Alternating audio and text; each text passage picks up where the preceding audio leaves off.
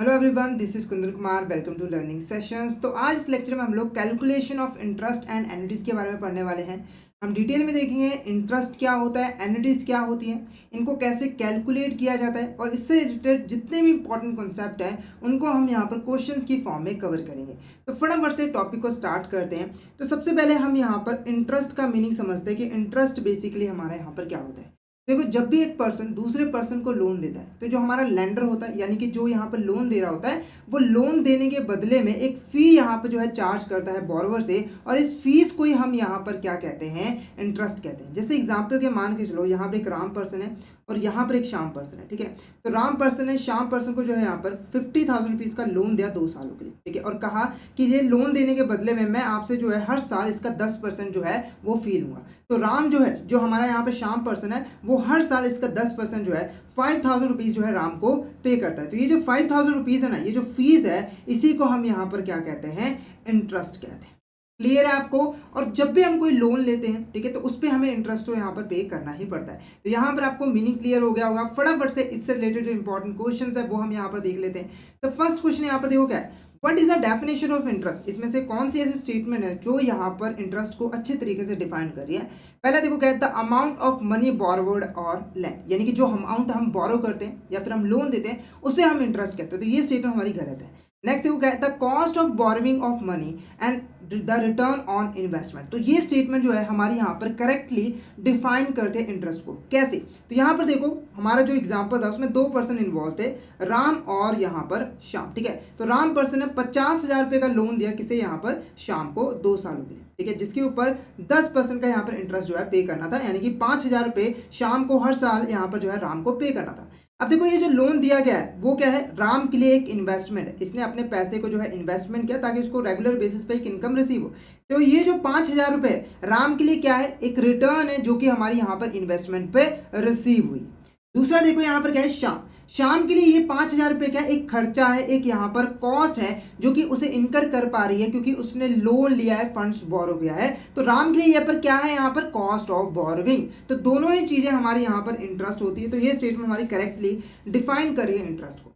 Next देखो, क्या है, the principal amount of loan और इन्वेस्टमेंट। जो हमने प्रिंसिपल अमाउंट लोन और इन्वेस्टमेंट की है वो, तो ये भी स्टेटमेंट गलत है। नेक्स्ट क्या है, the time period for which the money is borrowed और लेंट, यानी कि वो टाइम पीरियड, जिस टाइम पीरियड के लिए हमने मनी को बोरो किया या फिर लोन दिया उसको, तो ये भी स्टेटमेंट हमारी गलत है। तो ऑप्शन बी हमारा यहाँ पर क्या होगा, करेक्ट आंसर होगा। ऑप्शन बी हमारा क्या होगा, यहाँ पर करेक्ट आंसर होगा। नेक्स्ट क्वेश्चन हमारे यहाँ पे देखो क्या है, which of this is not a type of interest. इसमें से कौन सी हमारे जो है इंटरेस्ट की टाइप नहीं है। तो पहला देखो क्या है, सिंपल इंटरेस्ट। दूसरा क्या है, कंपाउंड इंटरेस्ट। तीसरा क्या है, वेरिएशन इंटरेस्ट या फिर नन ऑफ द अबव। तो आंसर देखो हमारे यहाँ पर variation interest is a correct answer. Simple interest और कंपाउंड इंटरेस्ट दो इंपॉर्टेंट टाइप्स होती है हमारे यहाँ पर इंटरेस्ट की। अब ये होती क्या है, तो एक एक करके इनके बारे में जानते हैं। पहले बात करते हैं सिंपल इंटरेस्ट की। यहाँ पर देखो, सिंपल इंटरेस्ट एक ऐसा इंटरेस्ट होता है जो कि सिर्फ और सिर्फ प्रिंसिपल अमाउंट पे लगाया जाता है और पूरे एंटायर लोन पीरियड में सिर्फ और सिर्फ एक बार ही यहाँ पर चार्ज किया जाता है।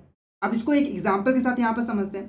तो मान के चलो, यहाँ पर क्या है, एक राम पर्सन है, उसने यहाँ पर श्याम को जो है 50,000 रुपये का लोन दिया 2 सालों के लिए, और 10% का यहाँ पर जो है इंटरेस्ट चार्ज करना है। तो राम पर्सन ने यहाँ पर इस पर इंटरेस्ट जो है वो चार्ज किया कि 10% है 5,000 रुपये, 1 साल का 5,000 रुपये है, और दो सालों के लिए दिया है। तो यहाँ पर जो टोटल इंटरेस्ट हमारा यहाँ पर बना, कितना बना, 10,000 रुपीज़।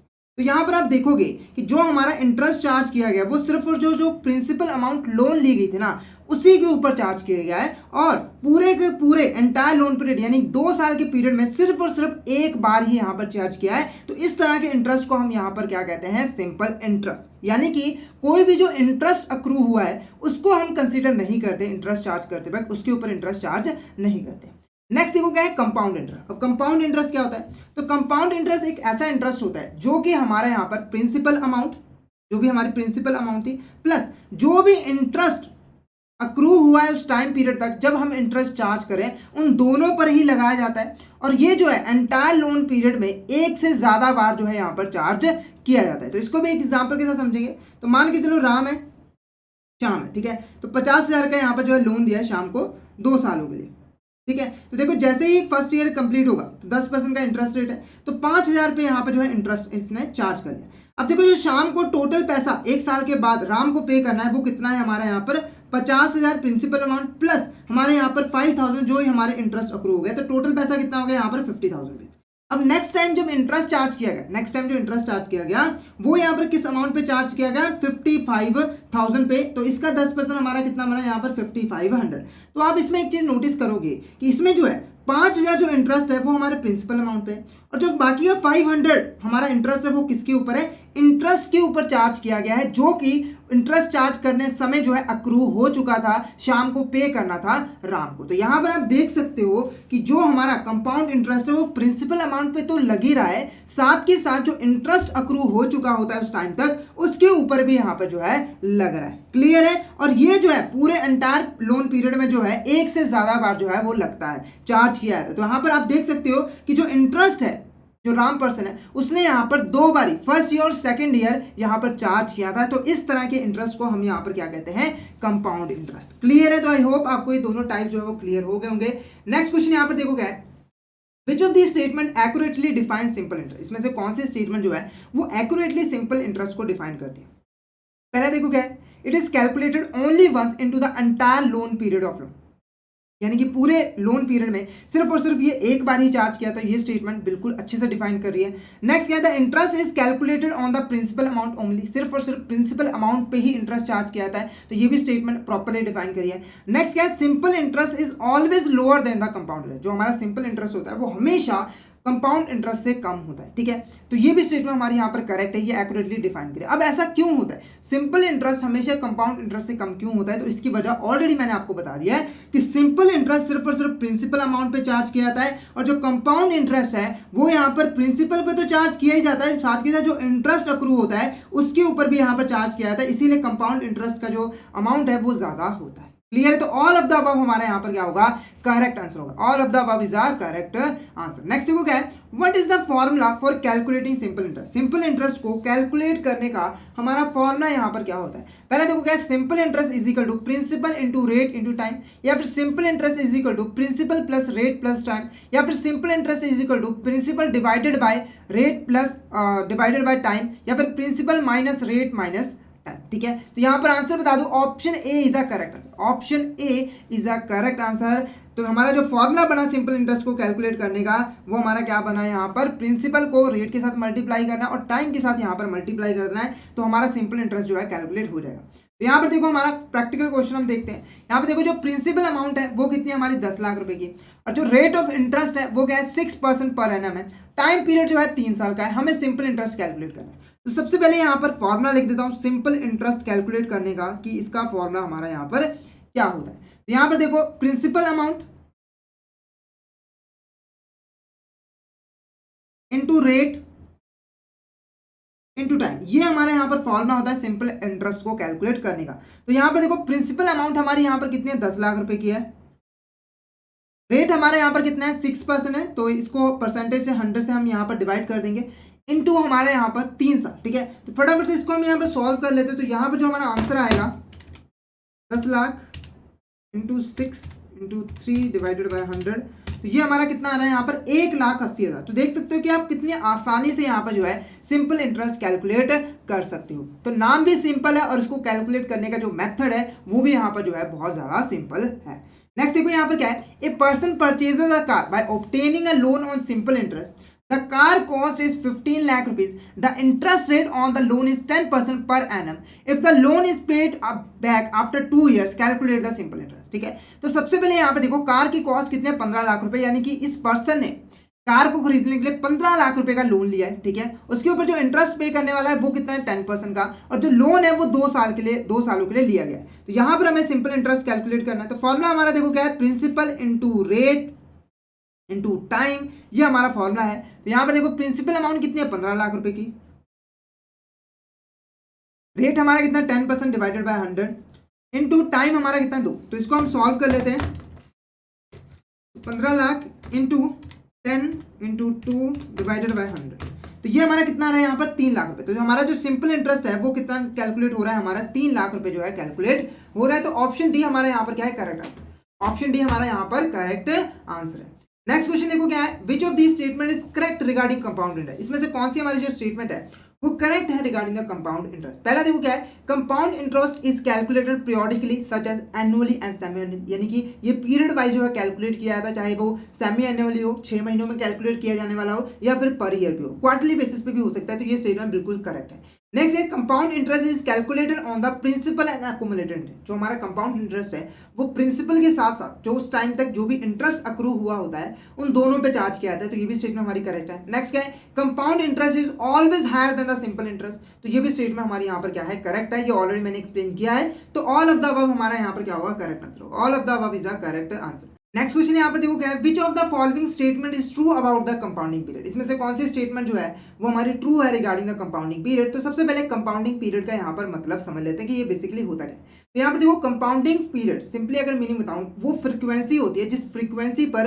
इंटरेस्ट जो है चार्ज किया जाता है और कैलकुलेट किया जाता है। जैसे एग्जांपल के मान के चलो, एक हमारे यहाँ पर बैंक है, ठीक है, वो हर 6 महीनों में जो है अपने डिपॉजिट्स पे इंटरेस्ट जो है वो कैलकुलेट करता है और उनको जो है अकाउंट्स में क्रेडिट जो है वो कर देता है। तो आप देखोगे कि साल में ये जो बैंक है 2 बार यहाँ पर जो है इंटरेस्ट चार्ज कर रहा है, इंटरेस्ट को कैलकुलेट कर रहा है और हमारे अकाउंट में क्रेडिट कर रहा है। तो यहाँ पर जो हमारा कंपाउंडिंग पीरियड है ना, वो हमारे यहाँ पर क्या है, 2 है, ठीक है। यानी कि जो फ्रीक्वेंसी है जिस पे इंटरेस्ट चार्ज और कैलकुलेट किया जा रहा है। तो यहाँ पर पूछ रहा था कि कौन सा स्टेटमेंट हमारे यहाँ पर ट्रू है अबाउट द कंपाउंडिंग पीरियड। तो यहाँ पर देखो, it determine the interest rate, ये जो है इंटरेस्ट रेट को डिटरमाइन करता है। उसके बाद it is the frequency of interest calculation and accumulation, यानी कि ये फ्रीक्वेंसी है जिस पे इंटरेस्ट को कैलकुलेट किया जाता है और उसको अक्यूमुलेट किया जाता है। Next, it only applies to simple interest. जो कंपाउंडिंग पीरियड का कॉन्सेप्ट है वो सिर्फ और सिर्फ सिंपल इंटरेस्ट के केस में ही अप्लाई होता है। उसके बाद it refers to the time takes to repay the loan, यानी कि ये टाइम पीरियड को रेफर करता है जो टाइम पीरियड हम लेते हैं लोन को रिपे करने के लिए। तो आंसर देखो, option B is the correct answer. ये फ्रीक्वेंसी होती है जिस पे इंटरेस्ट हम यहाँ पर चार्ज करते हैं और अकाउंट में क्रेडिट जो है वो करते हैं। क्लियर है। नेक्स्ट देखो क्या है, what is the formula for calculating compounding interest. इसमें से हमारा कौन सा यहाँ पर फॉर्मूला होता है कंपाउंड इंटरेस्ट को कैलकुलेट करने का।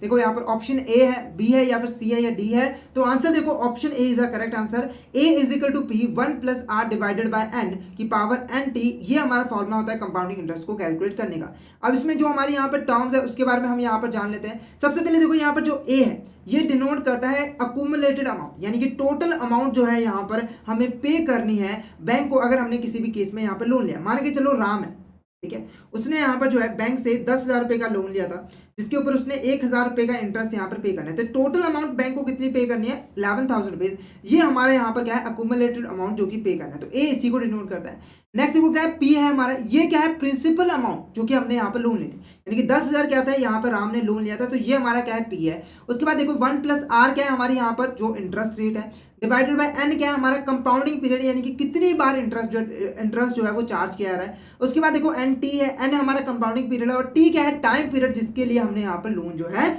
लिया है। तो ये हमारा सिंपल सा फॉर्मूला है कंपाउंड इंटरेस्ट को कैलकुलेट करने का। अब फटाफट से इस फॉर्मूले की हेल्प से एक प्रैक्टिकल क्वेश्चन देख लेते हैं और यहाँ पर कंपाउंड इंटरेस्ट को कैलकुलेट कर लेते हैं। यहाँ पे देखो, प्रिंसिपल अमाउंट हमारी यहाँ पर कितनी है, 1 लाख रुपए की, और यहाँ पर जो एनुअल कंपाउंड इंटरेस्ट रेट हमें मिलता है वो 6% का मिलता है और इंटरेस्ट जो है वो एनुअली बेसिस पे कंपाउंड होता है। इसका मतलब क्या है, इंटरेस्ट एक बार ही साल में जो है चार्ज किया जाता है। टोटल अमाउंट जो है हमें यहाँ पर पता करनी है 10 सालों के बाद, यानी कि ये जो पर्सन है प्रिंसिपल अमाउंट इन्वेस्ट किया है 10 सालों के बाद उसे टोटल अमाउंट यहाँ पर कितनी मिलेगी। तो हमारा यहाँ पर फॉर्मूला क्या होता है, A is equal to P 1 + r divided by n की पावर n t। तो ए हमें यहाँ पर पता करना है, पी हमारा यहाँ पर कितना 1 लाख रुपए है। उसके बाद 1 + r, r कितना है हमारा 6% है, ठीक है। ये परसेंटेज में तो इसको मैं वर्ड्स में ले आता हूँ, तो ये हमारा 0.06 आ जाएगा। इसको डिवाइड करना n के साथ, वो कितना है हमारा 1 है। यहाँ पर भी n है, t कितना है हमारा यहाँ पर 10 साल, ठीक है, 10 साल। उसके बाद देखो 1 लाख 1.06 की पावर हमारी कितनी आ जाएगी यहाँ पर 10। अब सिंपली हमें इसको यहाँ पर सॉल्व करें। अब इसकी पावर को हम कैसे यहाँ पर सॉल्व कर सकते हैं वो मैं आपको यहाँ पर शॉर्ट ट्रिक बताऊंगा, क्योंकि अगर हम ऐसे सिंगल करने लगे तो बहुत टाइम लग जाता है, ठीक है। तो यहाँ पर अगर आपको कहीं पे पावर जो है बड़ी दिख जाती है तो उस केस में हम इसको कैसे सॉल्व कर सकते हैं। तो सिंपली आपको क्या करना है, जिसकी पावर गिवन है 1.06 वो टाइप करना है। उसके बाद मल्टीप्लिकेशन का साइन दबाना है। उसके बाद आपको जो है 10 टाइम्स जो है इज इक्वल टू का साइन यहाँ पर प्रेस करना है। तो यहाँ पे देखो ऑलरेडी एक बारी हमारा प्रेस हो चुका है, तो मैं इसको और 9 बार यहाँ पर प्रेस करूंगा। तो यहाँ पर देखो 2 3 4 5 6 7 8 9 10 तो ये हमारा कितना आंसर आ रहा है 1.70, क्या आ रहा है 1.70, ठीक है। तो इस तरीके से आप बड़ी से बड़ी पावर को आसानी से यहाँ पे जो है सॉल्व कर सकते हो। तो 1.06 की इसकी जो वैल्यू आई है वो हमारी यहाँ पर कितनी आई है 1.79, ठीक है 1.79। इसको जब हम मल्टीप्लाई करते हैं 1 लाख के साथ तो ये आंसर कितना आ रहा है यहाँ पर 17084, ये हमारा क्या है अकुमुलेटेड अमाउंट है, जो टोटल अमाउंट यहाँ पर हमें मिलनी है 10 सालों के बाद। अब इसमें अगर हमें कैलकुलेट करना हो, ये हमारी ए की वैल्यू निकल के आ गई, अगर हमें यहाँ पर कैलकुलेट करना हो कि इंटरेस्ट हमें यहाँ पर कितना मिला तो वो हमें कैसे कैलकुलेट कर सकते हैं। जो अकुमुलेटेड अमाउंट है इसमें से जो प्रिंसिपल अमाउंट है उसे माइनस कर देना है। तो अकुमुलेटेड हमारा कितना है यहाँ पर 179,084, इसमें से 1 लाख हमें माइनस कर देना है। तो यहाँ पर जो आंसर आएगा वो कितना आएगा 79084, ये हमारा क्या है यहाँ पर इंटरेस्ट जो है वो कैलकुलेट हो गया है। तो हमें यहाँ पर टोटल अमाउंट कैलकुलेट करनी थी, तो ऑप्शन सी हमारा यहाँ पर क्या होगा करेक्ट आंसर होगा। क्लियर है। नेक्स्ट क्वेश्चन यहाँ पर देखो क्या है। Next question, x invested 1 lakh rupees in a bank FDR at 6% per annum for 4 years. If the interest is compounded on half yearly basis, the amount payable shall be. यहाँ पर देखो सबसे पहले जो एक्स है वो यहाँ पर 1 लाख रुपए उसने इन्वेस्ट किया, 1 लाख की एफडी कराई है 6% पर एनम के रेट से 4 सालों के लिए। जो इंटरेस्ट है वो हाफ ईयरली बेसिस पे यानी कि साल में 2 बारी जो है कंपाउंड किया जा रहा है, चार्ज किया जा रहा है, कैलकुलेट किया जा रहा है। टोटल अमाउंट हमें यहाँ पर कैलकुलेट करनी है कि एक्स को कितनी टोटल अमाउंट मिलेगी। तो यहाँ पर देखो फॉर्मूला हमारा क्या है, A is equal to P plus 1 plus R divided by N N T. तो यहाँ पर देखो ए हमें पता करना है, पी हमारा यहाँ पर कितना 1 लाख रुपए है, 1 प्लस आर हमारा यहाँ पर क्या है 6%, 0.6, एन की वैल्यू कितनी है 2। कंपाउंडिंग पीरियड क्या है हमारा 2 बारी, क्योंकि 2 बारी इंटरेस्ट जो है वो चार्ज किया जा रहा है। उसके बाद नेक्स्ट देखो यहाँ पर हमारी एन की वैल्यू कितनी है 2, और यहाँ पर हमारा जो टाइम पीरियड है वो कितना है यहाँ पर 4। तो यहाँ पर अगर मैं इसको सॉल्व करूँ तो 1 लाख 1.03 इसको डिवाइड करने के बाद कि पावर हमारी कितनी आ जाएगी यहाँ पर 8। तो फटाफट से हम इसको यहाँ पर सॉल्व कर लेते हैं। तो यहाँ पे देखो 1.03 इंटू 2 3, ये हमारा यहाँ पर कितना आ रहा है 1.26, कितना आ रहा है हमारे यहाँ पर 1 लाख इंटू 1.266, ठीक है। तो हम इसको यहाँ पर सॉल्व कर लेते हैं, इसको मल्टीप्लाई कर देते हैं 1 लाख के साथ। तो ये हमारा जो आंसर आएगा वो हमारे यहाँ पर देखो कितना आ रहा है 126677, ठीक है। तो यहाँ पर हमारा जो आंसर आ रहा है वो कितना आ रहा है 1,26,677। तो यहाँ पर जो हमारा ऑप्शन बी है वो हमारा यहाँ पर क्या है करेक्ट आंसर। जो ऑप्शन बी है हमारा वो क्या है हमारे यहाँ पर करेक्ट आंसर। अगर इससे आप इंटरेस्ट कैलकुलेट करना तो वो भी आप लोग को आता ही है। तो इंटरेस्ट हमारा यहाँ पर कितना आएगा, सिंपली देखो 1,26,677 में से हमें 1 लाख रुपए का माइनस कर देना है। तो यहाँ पर जो हमारा निकल के आ जाएगा वो कितना आ जाएगा यहाँ पर 26,677 रुपये। क्लियर है। ये हमारा क्या है यहाँ पर इंटरेस्ट जो है कैलकुलेट हो गया है। नेक्स्ट क्वेश्चन यहाँ पे देखो, if the interest rate is 10% per annum, the compounding period is quarterly, what is the effective rate of quarter. ठीक है, तो यहाँ पर देखो अगर यहाँ पर मान के चलो जो इंटरेस्ट रेट है वो 10% है साल का, और कंपाउंडिंग पीरियड क्या है क्वार्टरली, यानी कि 4 बार इंटरेस्ट रेट चार्ज किया जा रहा है, तो पर क्वार्टर जो हमारा इंटरेस्ट रेट है वो हमारे यहाँ पर कितना होगा। तो इसका सिंपल सोल्यूशन है, जो हमारा इंटरेस्ट रेट है ठीक है 10%, उसको यहाँ पर 4 से डिवाइड कर दो, और अगर मैं इसको 10 को यहाँ पर 4 से डिवाइड कर देता हूँ तो ये हमारा कितना आ जाएगा 2.5%। ठीक है, तो यहाँ पर जो हमारा इफेक्टिव इंटरेस्ट रेट आ रहा है वो कितना आया है यहाँ पर 2.5%। तो इस तरीके से अगर आता है, अगर यहाँ पर मान के चलो मंथली होता, अगर यहाँ पर मंथली होता और पर मंथ का हमें रेट कैलकुलेट करना होता हो तो वो क्या होता है 10% को हम 12 के साथ डिवाइड कर देते, तो यहाँ पर हमारा कितना आ जाता आंसर 0.83। तो इस तरीके से आपको यहाँ पर रेट कभी कैलकुलेट करने को बोल भी दिया जाता है। तो यहाँ पर आपको पता होना चाहिए कि इस तरीके से हम कैसे पर क्वार्टर, सेमी एनुअली या फिर मंथली कैसे रेट ऑफ इंटरेस्ट कैलकुलेट कर सकते हैं। नेक्स्ट क्वेश्चन देखो क्या है, which type of interest would be more beneficial for long term investment. इनमें से कौन सा ऐसा इंटरेस्ट है जो कि हमारे लिए ज्यादा बेनिफिशियल होगा जब हम लॉन्ग टर्म इन्वेस्टमेंट करेंगे। पहले क्या है सिंपल इंटरेस्ट, दूसरा क्या है कंपाउंड इंटरेस्ट, तीसरा क्या है बोथ प्रोवाइड इक्वल बेनिफिट, दोनों का एक ही बेनिफिट रिसीव होगा, चौथा हमारा क्या है it depends on the specific investment scenario. तो यहाँ पर देखो आंसर क्या होगा, ऑप्शन बी हमारा compound interest is the correct answer, क्योंकि लॉन्ग टर्म में देखो क्या होता है कि कंपाउंडिंग होने से हमारी मनी की वैल्यू जो है वो डबल ट्रिपल होती रहती है, तो इसलिए कंपाउंड इंटरेस्ट हमारा बेस्ट यहाँ पर ऑप्शन होता है जिससे हमें ज़्यादा से ज़्यादा बेनिफिट जो है रिसीव होता है।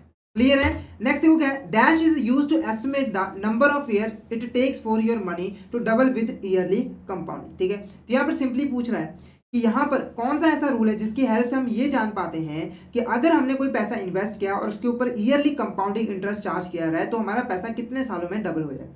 हमारी भी जानने की इच्छा होती है ना कि अगर मैं यहाँ मान लो 10-10 हज़ार रुपये हर साल जो है जमा करवाता हूँ तो कब जाके ये जो पैसा है वो हमारा डबल हो जाएगा। तो यहाँ पर देखो इसके लिए हमारा रूल जो है रूल 72 यहाँ पर काम करता है।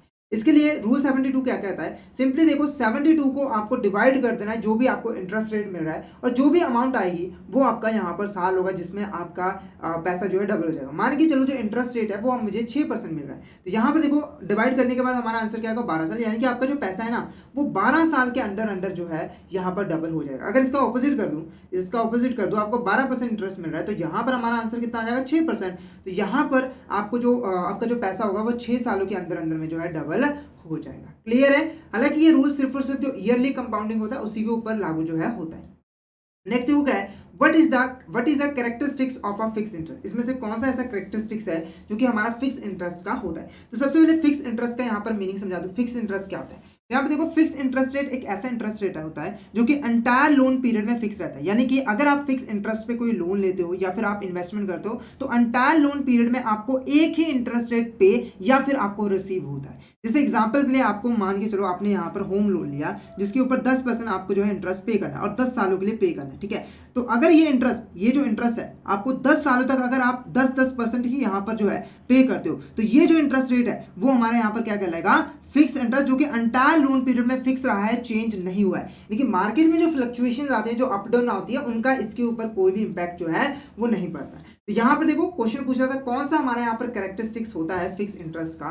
तो यहाँ पर देखो क्या है, it changes based on market condition, यानी कि जो फिक्स इंटरेस्ट रेट है वो मार्केट में जो फ्लक्चुएशंस आती है उसके हिसाब से जो है चेंज होता रहता है। तो ये तो बिल्कुल नहीं है। नेक्स्ट क्या है, it remains constant throughout the duration of loan और इन्वेस्टमेंट, यानी कि हमने जितने भी ड्यूरेशन के लिए लोन लिया या फिर हमने इन्वेस्टमेंट किए उसके पूरे पीरियड के दौरान ये हमारा फिक्स ही रहता है। तो ये स्टेटमेंट जो है प्रॉपर्ली डिफाइन करते हैं, तो ये हमारा कैरेक्टरिस्टिक होता है फिक्स इंटरेस्ट।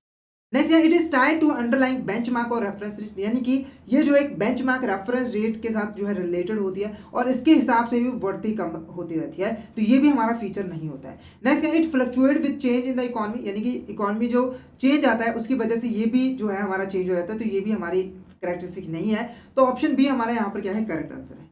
नेक्स्ट देखो क्या है, नेक्स्ट क्वेश्चन हमारा, which of this is not true about the floating interest rate. इसमें से कौन सी हमारी स्टेटमेंट जो है वो ट्रू नहीं है regarding the floating interest rate. तो पहले फ्लोटिंग इंटरेस्ट रेट का यहाँ पर मीनिंग समझ लेते हैं। तो फ्लोटिंग इंटरेस्ट रेट एक ऐसा इंटरेस्ट रेट होता है जो कि यहाँ पर मार्केट में जो फ्लक्चुएशंस आती है, इकोनॉमी में जो फ्लक्चुएशंस आती है उसके हिसाब से जो है चेंज होता रहता है। कभी आपको ज्यादा इंटरेस्ट पे करना पड़ता है, कभी आपको यहाँ पर कम इंटरेस्ट रेट पे करना पड़ता है। जैसे एग्जाम्पल के मान के चलो आपने यहाँ पर होम लोन लिया, ठीक है, और आपने होम लोन लिया फ्लक्चुएटिंग, जो हमारा वेरिएबल, इसको फ्लक्चुएटिंग को हम फ्लोटिंग इंटरेस्ट रेट को हम वेरिएबल इंटरेस्ट भी कह लेते हैं, ठीक है। तो यहां पर आपने वेरिएबल इंटरेस्ट रेट पे जो है आपने लोन लिया, तो पहले साल आपको जो इंटरेस्ट पे करना पड़ा वो 10% था। उसके बाद क्या हुआ कि मार्केट में कुछ ऐसी फ्लक्चुएशन आई जिसकी वजह से जो इंटरेस्ट रेट थे मार्केट में वो कम हो गए, जिसकी वजह से इसका भी इंटरेस्ट कितना होगा, यहाँ पर 8% रहेगा। दूसरे साल आपको यहाँ पर 8% इंटरेस्ट रेट पे करना पड़ा।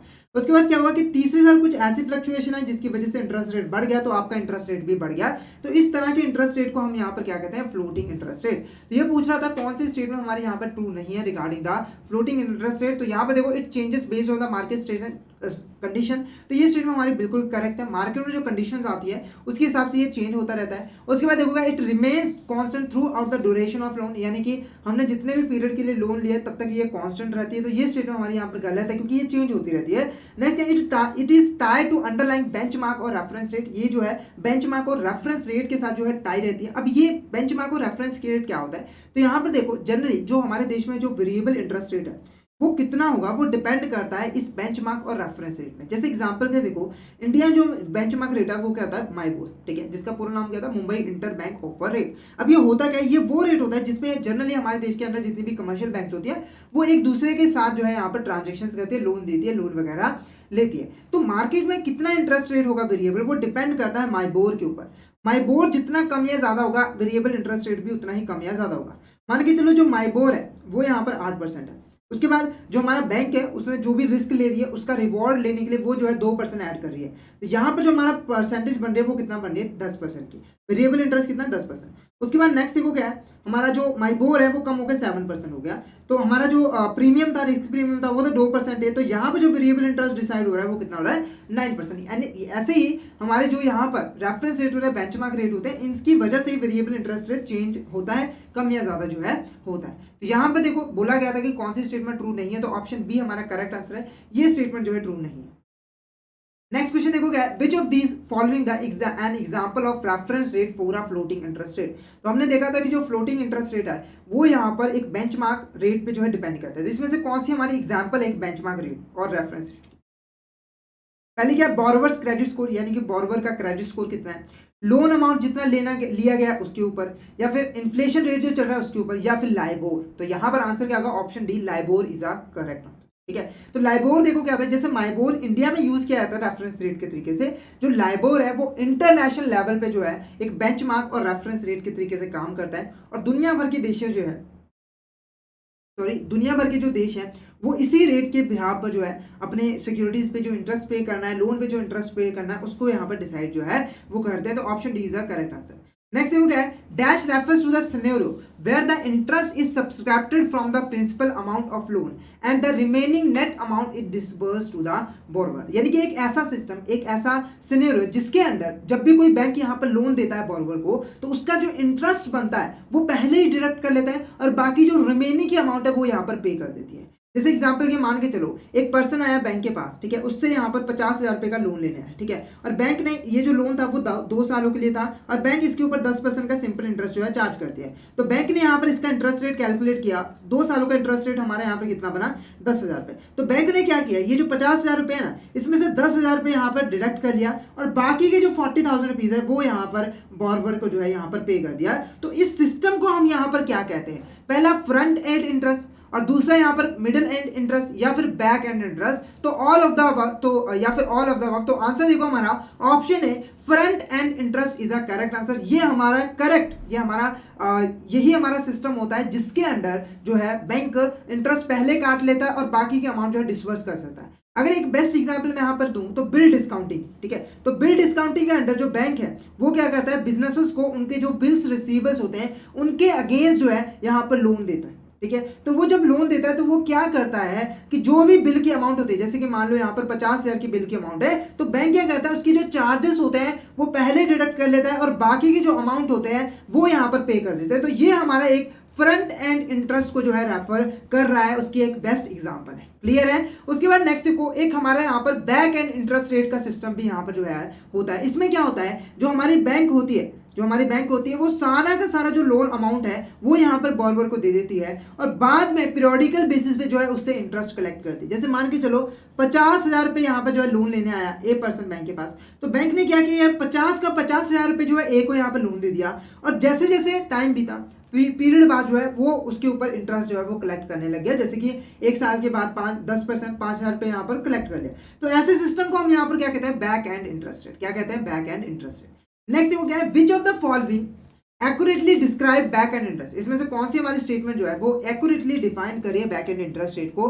तो यहाँ पर देखो क्या है, the interest is subscribed from the principal amount upfront, यानी कि पहले ही प्रिंसिपल अमाउंट में से इंटरेस्ट को सब्सक्राइब कर लिया जाता है। नेक्स्ट क्या है, the interest is charged periodically after the loan amount is disburse, यानी कि लोन अमाउंट जो जब दे दी जाती है उसके बाद पीरियोडिकली जो है ये इंटरेस्ट चार्ज किया जाता है। या फिर the interest is fix and remain constant throughout the loan term, यानी कि जो हमारा इंटरेस्ट है वो यहाँ पर फिक्स रहता है पूरे के पूरे entire duration of the loan.